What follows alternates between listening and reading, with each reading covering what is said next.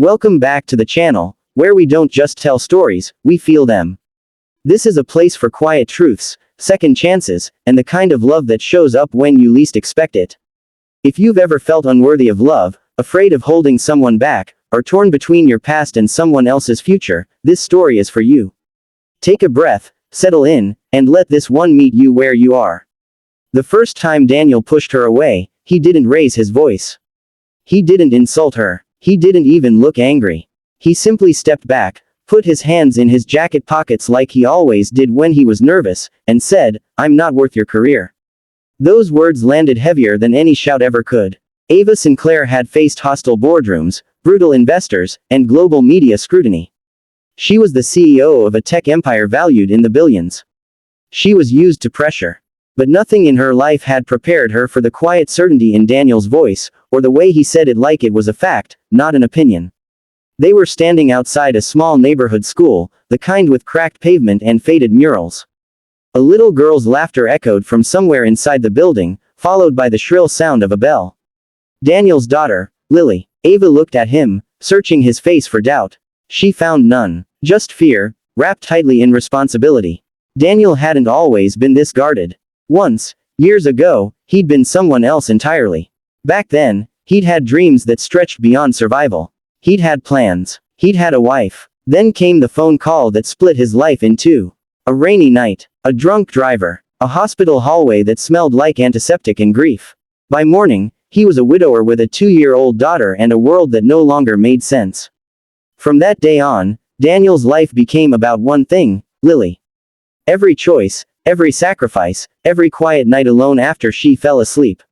He worked 2 jobs for a while, then settled into one steady position as a facilities manager at a corporate building downtown. It wasn't glamorous, but it paid the bills and let him be home when Lily needed him. That building was where Ava entered his life. She noticed him long before she spoke to him.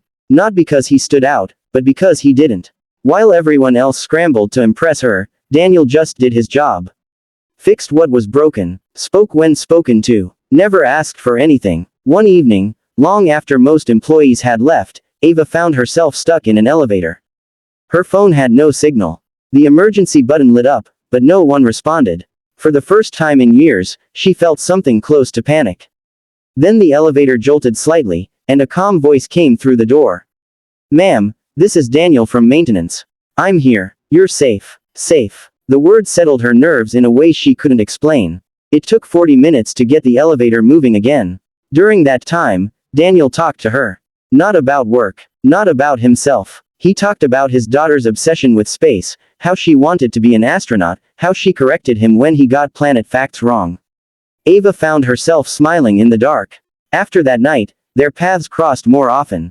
Small conversations, shared coffee, quiet moments that felt strangely grounding to someone whose life was usually a blur of flights and meetings.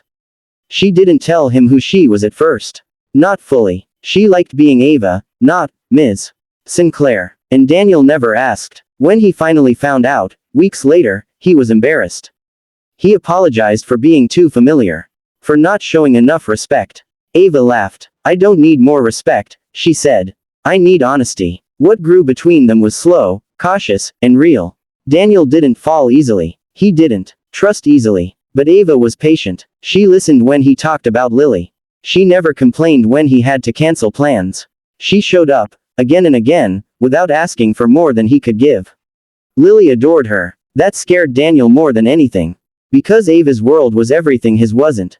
Power lunches, international conferences, decisions that affected thousands of lives. He watched her move through that world with grace and authority, and all he could think was how small his own life felt beside it. He started to pull away. At first, Ava thought it was stress. Then distance. Then one evening, after Lily had gone to bed, Daniel finally said it. "You don't belong here," he told her softly. "Not really." She frowned. "What does that mean?" "It means I have a kid who comes first. Always. I have a routine, responsibilities. I can't follow you across the world. I can't fit into your life." Ava stepped closer. "I'm not asking you to." "Yes, you are," he said, his voice breaking for the first time. "Because one day, you'll have to choose. And I know what you'll choose.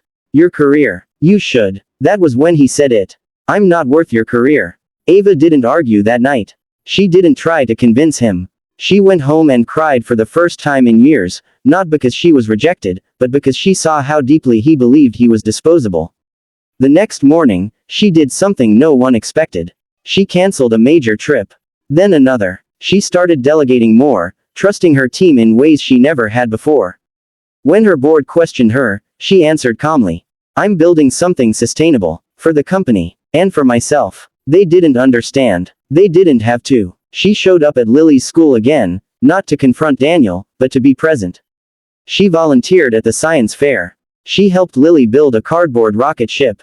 She became part of the small, ordinary moments Daniel thought someone like her would never want.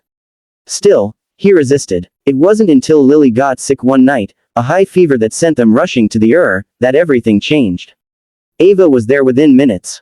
She held Lily's hand. She handled paperwork. She stayed calm when Daniel couldn't.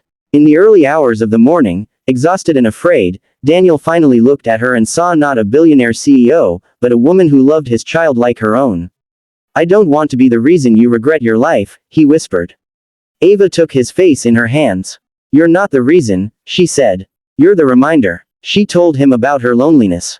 About the hollow victories. About how success had never felt like enough until she found something worth slowing down for. "This isn't me giving up my career," she said.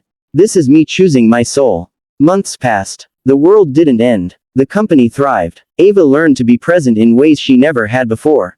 Daniel learned, slowly, that love wasn't a debt he had to repay by disappearing. One evening, as they watched Lily stargaze from the backyard, Daniel finally spoke the words he'd been afraid to say. "Maybe," he said, "I'm not holding you back." Ava smiled. "You never were. Because the truth was never about worth. It was about fear. And sometimes, the bravest thing you can do is let someone love you, even when you think you don't deserve it."